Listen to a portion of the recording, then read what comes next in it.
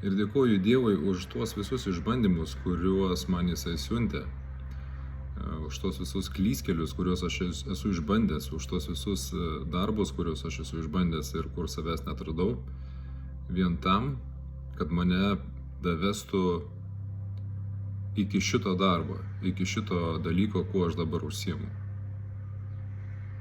Kad darau tai, kas man patinka ir padėtų žmonėm tiek fiziškai gerai jaustis ir tiek rasti dvasinius atsakymus savy.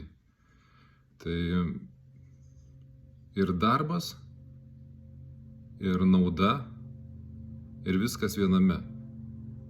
Labai džiaugiuosi to, ką darau.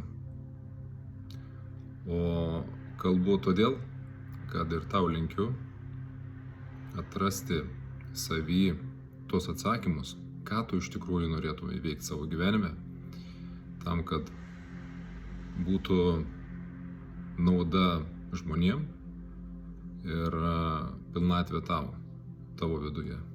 Gražios dienos tau.